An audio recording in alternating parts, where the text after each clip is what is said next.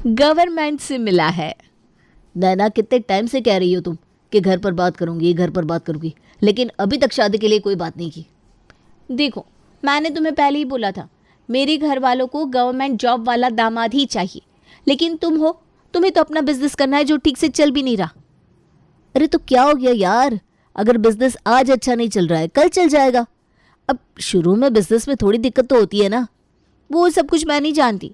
मैं तो बस इतना जानती हूँ कि मेरे मम्मी पापा को सरकारी नौकरी वाला दामाद चाहिए। अगर सरकारी नौकरी हो तभी मुझसे शादी के लिए बात करना।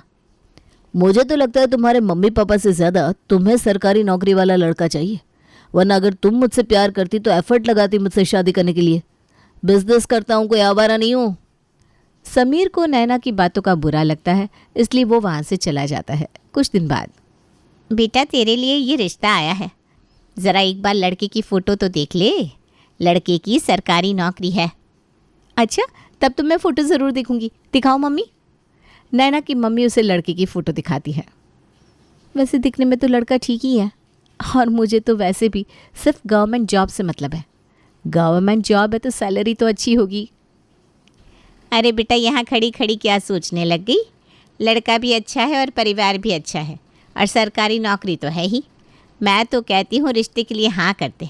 आजकल वैसे भी ना सरकारी नौकरी वाले लड़के आसानी से नहीं मिलते। बात तो अब ठीक कह रही हो मम्मी, सरकारी नौकरी वाले लड़के आसानी से मिलते नहीं हैं। आप एक काम करो, रिश्ते के लिए हाँ कर दो।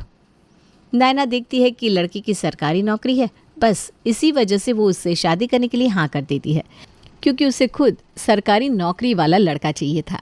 कुछ दिन बाद उसके पास समीर की कॉल आती है। मैं कितने दिनों से तुमसे बात करने की कोशिश कर रहा हूँ, लेकिन तुम हो कि मुझसे बात ही नहीं कर रही हो। आखिर चल क्या रहा है तुम्हारे दिमाग में? देखो समीर, तुम आज के बाद फिर कभी मुझे कॉल मत करना। मेरे मम्मी पापा ने मेरा रिश्ता तय कर दिया है, और अब कुछ महीने में मेरी शादी भी होने वाली है, तो प्लीज़ अब मुझे कॉल कर करके परेशान मत करो। क्या? तुम्हारा दिमाग तो ठीक है ना? तुम ऐसे ही किसी और से शादी कैसे कर सकती हो? मैंने तुम्हें पहले ही बताया था ना कि मेरे मम्मी पापा को मेरे लिए गवर्नमेंट जॉब वाला ही लड़का चाहिए। अब तुम्हारी तो गवर्नमेंट जॉब है नहीं, तो जिसकी है उससे मेरी शादी करवा रहे हैं। इसके अलावा मेरे पास तुम्हें बताने के लिए कुछ नहीं है। बाय। ये सब बोलकर नैना कॉल कट कर देती है और समीर का नंबर भी ब्लॉक कर देती है। समीर बेचारा समझ ही नहीं पाता कि उसके साथ क्या हो गया। तभी कुछ समय बाद नैना की शादी दिवाकर से हो जाती है। शादी की भागदौड़ में तो किसी का किसी पर ध्यान नहीं गया, लेकिन जब नैना ने ससुराल में एंट्री ली, अरे समीर कहाँ रह गया? पूरी शादी में पता नहीं कहाँ था वो। समीर, ए समीर! आया मम्मी। समीर बाहर आता है तो नैना को देखकर उसके होश उड़ जाते हैं। इसका मतलब इसने किसी और से नहीं बल्कि दिवाकर भैया से शादी कर ली। कैसी बेशर्म लड़की है ये। हे भगवान, सरकारी नौकरी वाला लड़का मिलना भी था तो इसी घर में मिलना था क्या? अब ये यहाँ पर मुझे ताने दे देकर मेरा दिमाग खराब कर देगा। अरे भाई, सब लोग यहाँ पर पुतले की तरह क्यों जम गए? जाओ बेटा, तुम अपने कमरे में जाओ। शादी की भाग दौड़ में सब बहुत थके हैं। जाओ बेटा, जाकर आराम कर लो। शुक्र है, वरना ये तो यहाँ पर खड़े खड़े मुझे घूरता ही रहता। तुम इतनी देर से अपने मन में क्या सोच रही हो? चलो अंदर चलते हैं। जी। अगले दिन। वाह वाह वाह, अपनी पहली रसोई में तो तूने बहुत ही अच्छा खाना बनाया है बेटा। खुशबू तो बहुत अच्छी आ रही है। अरे समीर बेटा, तू कहाँ जा रहा है? तुझे आज नाश्ता नहीं करना क्या? तेरी भाभी ने पहली बार अपने हाथों से सबके लिए खाना बनाया है। नहीं पापा, आप सब खा लीजिए, मुझे भूख नहीं है। और वैसे भी आज मेरी एक इम्पॉर्टेंट बिजनेस मीटिंग है, मैं लेट नहीं होना चाहता। अच्छा ठीक है बेटा, कोई बात नहीं, लेकिन बाहर कुछ खा लेना। हाँ जी मम्मी। जो नैना ने समीर के साथ किया था, समीर ये बर्दाश्त ही नहीं कर पा रहा था, इसलिए वो चुपचाप वहाँ से चला जाता है। कुछ दिन बाद, ये देखो नैना, मैं तुम्हारे लिए ये नई साड़ी लेकर आया हूँ। देखो तो खोलकर कैसी है। वाह समीर जी, ये साड़ी तो बहुत ही सुंदर है, लेकिन आप क्या मेरे लिए एक ही साड़ी लेकर आए हो? हाँ, अभी तो एक ही लेकर आया हूँ, लेकिन अगर तुम्हें और चाहिए तो मैं ज़रूर ले आऊँगा। नहीं नहीं, आप क्यों परेशान होते हो? आप एक काम करना, आप मुझे शॉपिंग के लिए 20,000 रुपये दे देना, मैं मार्केट जाकर खुद ही साड़ी खरीद कर ले आऊँगी। क्या 20,000 रुपये? लेकिन इतने पैसे की शॉपिंग ज़्यादा नहीं है, अभी तो कोई फेस्टिवल भी नहीं है। अरे फेस्टिवल नहीं है तो क्या हो गया, अब मेरे पति की गवर्नमेंट जॉब है, इतनी अच्छी सैलरी है, तो क्या मैं अपने लिए थोड़ी बहुत शॉपिंग भी नहीं कर सकती? अरे नहीं नहीं, बिल्कुल कर सकती हो। मैं तुम्हें कल पैसे दे दूँगा, तुम अपने लिए साड़ियाँ खरीद कर ले आना। नैना अगले दिन मार्केट जाती है और मार्केट से खूब सारी महंगी महंगी साड़ियाँ खरीद कर ले आती है। कुछ दिन बाद नैना किचन में खाना बना रही थी, तभी समीर किचन में पानी पीने के लिए जाता है, लेकिन नैना को देखकर उसका खून खौल जाता है। आज तक मैंने तुम जैसी बेशर्म लड़की नहीं देखी। अरे शादी करनी ही थी तो किसी और सरकारी नौकरी वाले से कर लेती। मेरे भाई की जिंदगी बर्बाद करना जरूरी था क्या? क्या बोला तुमने? मैंने तुम्हारे भाई की जिंदगी बर्बाद कर दी? मेरे जैसी बहू मिल गई ना तुम्हारे घर वालों को, शुक्र मनाओ। किस्मत तो तुम्हारे भाई की है जो मैंने उससे शादी की, वरना मुझसे शादी करने के लिए लड़कों की लाइन लगी हुई थी। अगर एक बार तुम्हारी सच्चाई का पता लग जाए ना सबको, तो दुनिया का कोई लड़का तुम जैसी लड़की से शादी नहीं करना चाहेगा। बस पैसों के लिए तुमने भैया से शादी की है, वरना मैंने तुम्हें जितना प्यार किया है ना, कभी कोई और कर ही नहीं सकता। प्यार प्यार प्यार, अरे क्या होता है ये प्यार? हाँ, अगर इतना ही प्यार होता ना तुम्हें मुझसे, तो सरकारी नौकरी के लिए मेहनत करते। और पैसा तो सबको चाहिए, लाइफ में थोड़ा सेफ होकर चलना पड़ता है, और सरकारी नौकरी से ज़्यादा तो कुछ भी नहीं है। अभी तो तुम मेरे सामने ये सब बातें बोल रही हो। कैसी लड़की हो तुम? पता नहीं मैं यहाँ पर पानी पीने के लिए आया ही क्यों। तुम्हें देखते ही सारा मूड खराब हो गया। नैना अभी भी जानबूझकर समीर को नीचा दिखा रही थी, तो समीर गुस्से में वहाँ से चला जाता है। कुछ दिन बाद, अच्छा नैना, परसों तुम्हारा बर्थडे है, तुम बताओ तुम्हें अपने बर्थडे पर क्या गिफ्ट चाहिए? वैसे सच बताऊं, मुझे ना इस बार गोल्ड नेकलेस देने का मन है। मैंने ज्वेलर की शॉप पर बहुत सारे अच्छे अच्छे डिज़ाइंस देखे थे। अच्छा ठीक है, अगर तुम्हें गोल्ड का नेकलेस लेना है तो कल हम ज्वेलर के पास चलेंगे। तुम्हें वहाँ पर जो भी पसंद आए तुम खरीद लेना। दिवाकर नैना को अगले दिन ज्वेलर की शॉप पर लेकर जाता है और नैना वहाँ से सबसे महंगा वाला गोल्ड नेकलेस खरीद कर लाती है। कुछ दिन बाद उसकी एक फ्रेंड उससे मिलने के लिए उसके ससुराल आती है। अरे वाह नैना, ये जो तूने नेकलेस पहना है ये असली है क्या? तभी समीर वहाँ से गुजरता है तो नैना जानबूझकर कहती है, और नहीं तो क्या, अब मेरे हस्बैंड की गवर्नमेंट जॉब है तो नेकलेस तो असली पहनूंगी ना। पूरे 2.5 लाख का है। दिल आ गया तो उन्होंने दिला दिया मुझे। एक बार मैं जिस चीज़ पर हाथ लगा देती हूँ ना, उसी वक्त मेरे सामने वो चीज़ हाजिर हो जाती है। तू तो बहुत लकी है यार, तुझे इतना प्यार करने वाला पति मिला है। अरे यार, क्या तू भी ये प्यार का राग आलापने लग गई? अगर पैसा ना हो ना तो प्यार का कोई मतलब नहीं होता। जो तुमसे प्यार करता है वो तुम्हारे लिए अच्छा पैसा भी कमाएगा। ये तो क्या बोल रही है नैना, ऐसा थोड़ी ना होता है। हाँ, मानती हूँ कि पैसा जीने के लिए ज़रूरी होता है, लेकिन प्यार को पैसों से थोड़ी ना तोल सकते हैं। तभी समीर कहता है, ये बात कुछ लोगों को कभी समझ में नहीं आ सकती। कुछ लोगों के लिए इस दुनिया में पैसे से बढ़कर और कुछ नहीं होता। किसी की फीलिंग्स, किसी का प्यार उनके लिए कुछ मैटर नहीं करता। अरे समीर, तुम यहाँ पर? हाँ, ज़्यादा शॉक्ड मत हो अनु।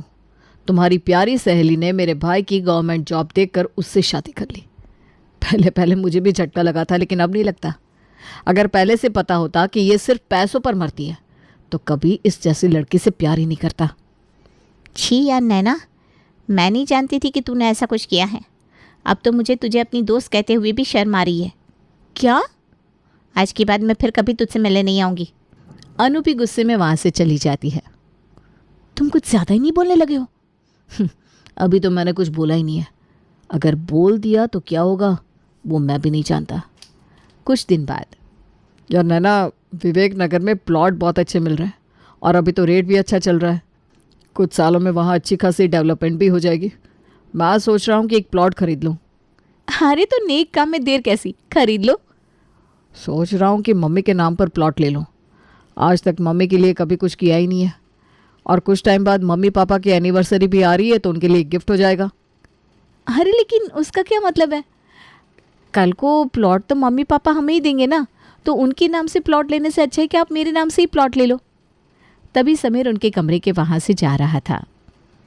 अरे समीर, ज़रा यहाँ पर आना। जी भैया। मैं ना विवेक नगर में तुम्हारी भाभी के नाम पर एक प्लॉट खरीदने की सोच रहा हूँ। अभी मेरे पास थोड़े पैसे कम पड़ रहे हैं।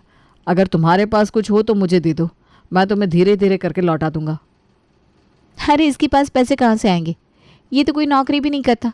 सरकारी तो छोड़ो, इसके पास तो प्राइवेट जॉब भी नहीं है। लगता है तुम भूल गई थी कि मेरे भाई का अपना बिजनेस है।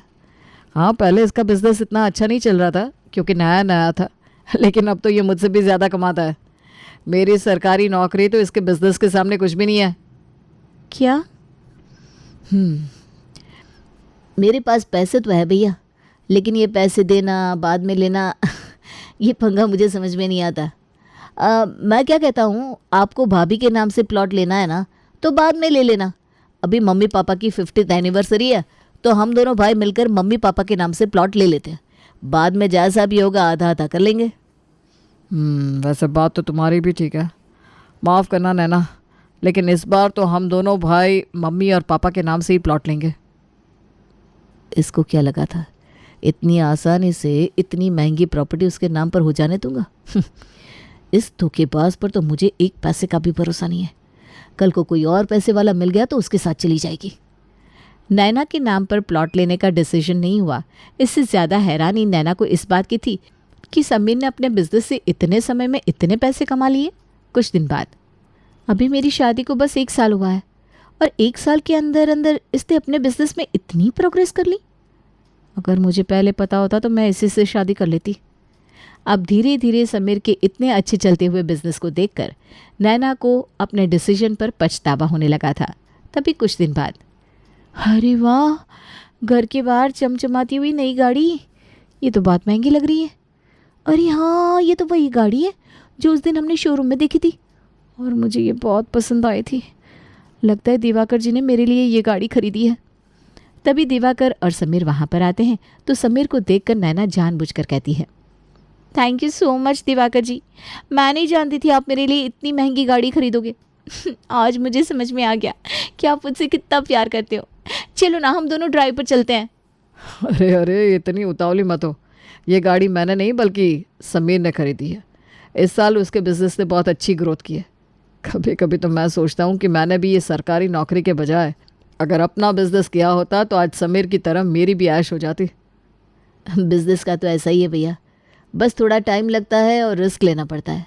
लेकिन जितना पैसा इंसान बिजनेस से कमा सकता है, एक जॉब से कभी नहीं कमा सकता। वैसे मेरी गाड़ी अच्छी लग रही है ना भाभी? अब हाँ, अच्छी है। समीर का बिजनेस इतना अच्छा चल रहा है, ये देखकर अब नैना का दिमाग खराब हो गया। और जब वो इंटरनेशनल ट्रिप पर गया तब तो नैना ने अपना सर ही पकड़ लिया। कुछ दिन बाद, जब भी आपसे शॉपिंग के लिए पैसे मांगती हूँ आप ऐसा ही करते हो। अरे आपके पैसों पर मेरा कोई हक नहीं है क्या? मैंने तुम्हें कभी किसी चीज़ के लिए मना नहीं किया, लेकिन तुम तो अंधाधुंध खर्चा करती हो। अरे हर महीने कितने सारे पैसे शॉपिंग के लिए उड़ा देती हो। मेरी गवर्नमेंट जॉब है, इसका मतलब ये थोड़ी ना है कि बिना सोचे समझे खर्च करोगी। मुझे कुछ सेविंग्स भी करनी होती है। पिछले महीने ही तुमने शॉपिंग में बेफालतू में 25,000 रुपये ख़राब किए थे। माफ़ करना, लेकिन मैं हर महीने तुम्हें ख़राब करने के लिए इतने पैसे नहीं दे सकता। अब समीर को दिखाने के लिए नैना बेफिजुल में बहुत सारे पैसे खराब करती थी, जिसकी वजह से दिवाकर ने उसे इतने सारे पैसे देने बंद कर दिया था। अब नैना के दिमाग में आई एक खुराफात, अच्छा होता समीर से ही शादी कर ली होती। वो तो मुझसे इतना प्यार भी करता था, और कहते हैं कि प्यार कभी ख़त्म नहीं होता। क्या पता वो मुझसे अभी भी प्यार करता हो। करता ही होगा, मुझ जैसी लड़की उसे आज तक मिली नहीं होगी। मुझे समीर से बात करनी होगी। नैना समीर के कमरे में जाती है। तुम यहाँ पर क्या कर रही हो? वो मुझे तुमसे कुछ बात करनी थी। तुम्हें मुझसे बात करनी थी? बोलो, क्या बात है? समीर, मैं जानती हूँ मुझसे बहुत बड़ी गलती हो गई। मुझे इस तरह तुम्हें नहीं छोड़ना चाहिए था। तुम मुझसे जितना प्यार करती थी उतना प्यार मुझे कोई और कर ही नहीं सकता। ये अचानक यहाँ आकर ये सब बोलने का क्या मतलब है? तुम्हें जो करना था तुमने कर दिया, और अब इन सब बातों का मेरे लिए कोई मतलब नहीं है। नहीं समीर, प्लीज़ ऐसा मत बोलो। भले ही पहले मुझे तुम्हारे प्यार का एहसास नहीं हुआ, लेकिन मैं तुम्हारे बिना नहीं रह सकती। देखो, मैं तुम्हारे भाई को तलाक दे दूंगी, तुम मुझसे शादी कर लो। क्या? तुम्हारा दिमाग तो ख़राब नहीं हो गया? कुछ भी बोल रही हो। मैं तुमसे कोई शादी वादी नहीं करने वाला। और तुमने ये सोच भी कैसे लिया कि मैं अपने भाई को धोखा दूंगा? तुम जैसी गिरी हुई लड़की मैंने आज तक नहीं देखी। मैं अच्छी तरह जानता हूँ कोई प्यार व्यार नहीं है। मेरा बिजनेस अच्छा चल रहा है, मेरे पास बहुत सारा पैसा आने लगा, तो तुम्हें अफसोस हो रहा है। अब सोच रही हो कि मैं तुमसे शादी करूँगा। नहीं समीर, ऐसा कुछ नहीं है। तुम प्लीज़ ऐसा मत बोलो। अभी के अभी मेरे कमरे से निकलो और आज के बाद मेरे सामने मत आना। तुम्हारा कोई भरोसा नहीं, कल को अगर तुम्हें कोई बहुत बड़ा रईस आदमी मिल गया तो तुम तो मेरे भाई को 2 मिनट में तलाक देकर चली जाओगी और उसकी ज़िंदगी बर्बाद करोगी स्वलग। Get out.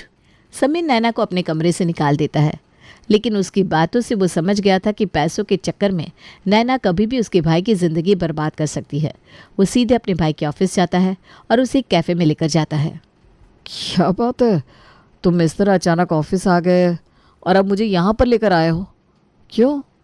और इतने टेंशन में क्यों लग रहे हो? किसी की सच्चाई बतानी है आपको भैया। समीर अपने भाई को नैना की वो रिकॉर्डिंग सुनाता है जो उसने नैना के रूम में आने के बाद ऑन की थी। उस रिकॉर्डिंग को सुनकर दिवाकर के होश उड़ जाते हैं। मैं तो कभी सपने में भी नहीं सोच सकता था कि नैना की सच्चाई ये है। मेरे भाई, अगर तूने मुझे पहले ही सब कुछ बता दिया होता तो मैं इस लड़की से शादी नहीं करता। मुझे नहीं पता था भैया, लेकिन जब तक पता चला तब तक बहुत देर हो चुकी थी। अब फैसला आपके हाथ में है, आपको क्या करना है। दिवाकर गुस्से में समीर के साथ घर जाता है और सीधा नैना के कमरे में जाकर उसे वो रिकॉर्डिंग सुनाता है। मुझे तलाक देकर मेरे भाई से शादी करनी है ना तुम्हें, लेकिन देखो मेरा भाई तो तुमसे शादी करेगा नहीं और अब मैं तुम्हारे साथ रहूंगा नहीं। अब होगा डाइवोर्स केस फाइल। क्या? बिल्कुल नैना जी, और मुझे तो समझ में नहीं आता कि तुम समझती क्या हो। तुम पैसों पर मरती हो वो चलो अलग बात है, लेकिन कोई पैसे वाला तुमसे शादी क्यों करेगा? मैंने तो तुमसे इसलिए शादी कर ली क्योंकि मेरे लिए ज़्यादा चीज़ें मैटर नहीं करती, वरना तुम्हारे अंदर ऐसी कोई खासियत नहीं कि कोई भी लड़का तुमसे शादी करने के लिए उतावला हो। अरे रहने दो भैया, इसे तो लगता है कि दुनिया में इसके जैसी कोई लड़की है ही नहीं। भगवान ने थोड़ी सी सुंदरता क्या दे दी है, इसका तो घमंड 7वें आसमान पर पहुंच गया है। घर का काम इसे आता नहीं है, जॉब ना ना ना ना वो भी इसके पास नहीं है। जॉब करने में मेहनत लगती है भाई। आखिर क्वालिटी क्या है तुम्हारे अंदर जो तुम सोचती हो कि तुम्हें इतना अमीर लड़का मिल जाए? उसे भी तो अपने लेवल की लड़की चाहिए होगी ना। लेकिन तुम्हारा लेवल किसी के साथ मैच नहीं होता क्योंकि इतना गिरा हुआ कोई नहीं है। अपना सामान लो और चुपचाप निकलो यहाँ से। मैं अपने घर पर और ड्रामा नहीं करना चाहता। दोनों भाई उसकी ऐसी इंसल्ट करते हैं कि वो रोती हुई वहाँ से अपना सामान लेकर चली जाती है। कोर्ट में डाइवोर्स केस फाइल होता है और उस रिकॉर्डिंग के सबूत की वजह से दिवाकर को उसे डाइवोर्स देने में कोई दिक्कत भी नहीं होती। अपने लालच के चक्कर में नैना अकेली ही रह जाती है और उसकी हालत धोबी के कुत्ते जैसी हो जाती है जो ना तो घर का रहता है ना घाट का।